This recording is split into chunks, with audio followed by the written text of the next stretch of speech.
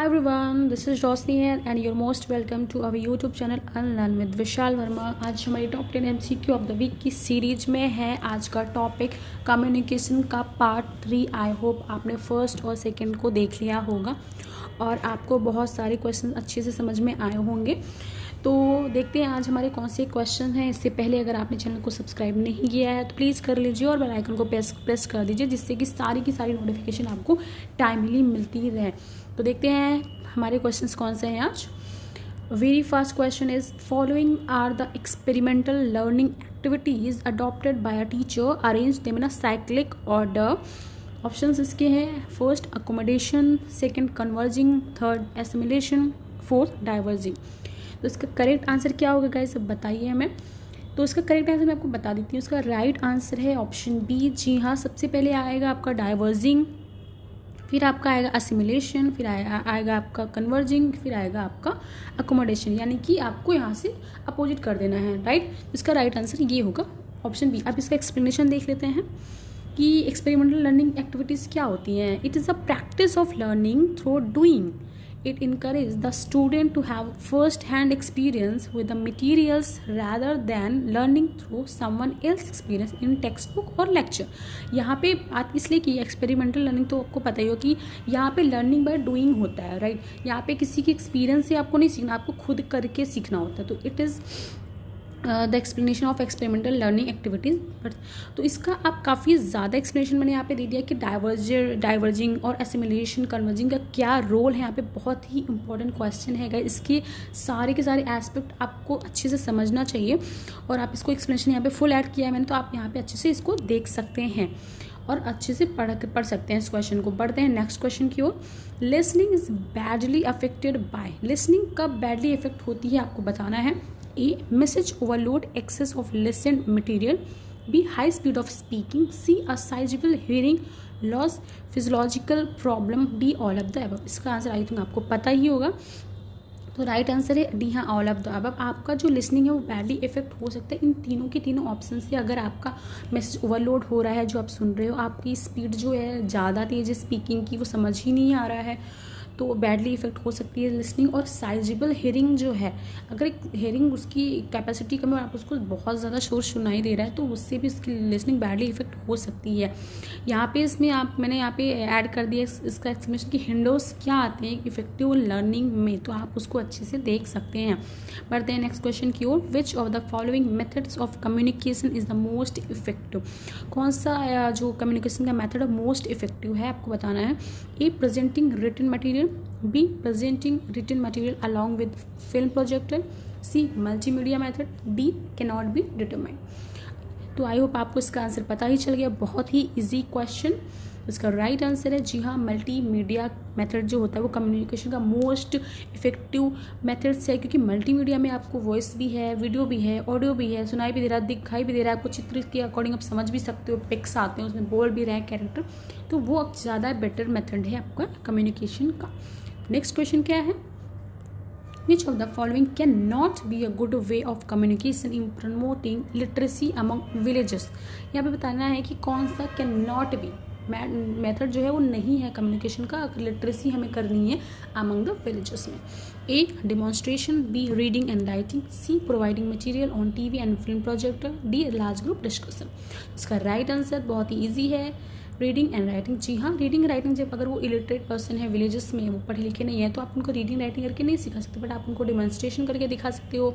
आप टीवी का कोई फिल्म का प्रोजेक्टर चला सकते हैं, वहाँ से उनको सिखा सकते हैं, और लार्ज ग्रुप का डिस्कशन आप कर सकते हैं, तो इससे उन्हें सीखने में हेल्प होगी और कम्युनिकेशन आपका बेटर होगा वहाँ अकॉर्डिंग टू विलेजेस।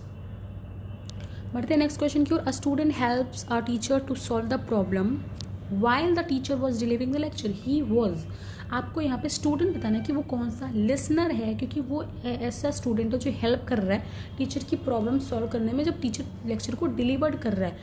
तो ऑप्शन देख लेते हैं। ए.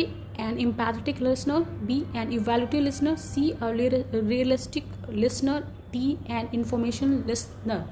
इसका राइट आंसर है जी हाँ एन इम्पैथेटिक लिसनर, क्योंकि इम्पैथेटिक जो लिसनर होगा वो गोइंग बियॉन्ड एक्टिव लिसनिंग है, बिकॉज वो हेल्प कर रहा है टीचर की वो सॉल्व की प्रॉब्लम में जब टीचर डिलीवर कर रहा है, यानी कि वो एक एक्टिव लिसनर तो है ही है, और उससे ज़्यादा है कि वो उसके बियॉन्ड भी जाके उस क्वेश्चन को सीख रहा है, कर रहा है, क्योंकि empathetic listening is a structured listening and questioning technique that allows you to develop and enhance relationship with a stronger understanding of what is being conveyed both intellectually and emotionally.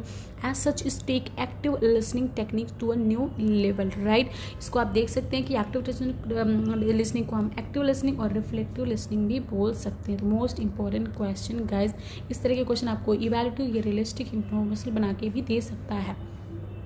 हमारा next क्या आप देख सकते हैं active listening के 3A कौन से, तो मैं आपको बता देती हूँ attitude, attention and adjustment. Active listening के ये बहुत ही इंपॉर्टेंट 3A हैं। तो हमारा नेक्स्ट क्वेश्चन है site stand for, SITE stand for A system for international technology and engineering, B satellite instructional television experiment, C south Indian trade state, D none of these. तो इसका right answer मैं आपको बता देती हूँ, but इससे पहले एब्रिविएशन आपको याद करने हैं, अपने वॉल पे स्टिक भी करने हैं, क्योंकि एब्रिविएशंस बहुत ही ज़्यादा इंपॉर्टेंट होते हैं। वो किसी भी सब्जेक्ट के हो, हमारे पेपर 2 या पेपर फर्स्ट का पार्ट हो, किसी भी यूनिट के हो, बहुत ही इंपॉर्टेंट होते हैं एब्रिविएशंस। तो इसका राइट आंसर है option B satellite instructional television experiment, जो कि डिज़ाइन किया गया था नासा के द्वारा ज्वाइंटली मिलकर और इसरो के द्वारा, Indian space organisation research organisation के अकॉर्डिंग 1975 में। बढ़ते नेक्स्ट क्वेश्चन क्या होता है, process of communication enhance through. Process जो कम्युनिकेशन का वो किसके थ्रू इनहेंस हो सकता है, A belongingness, B security and freedom to make choice, C informality of meeting and avoidance of pressure, D all of these।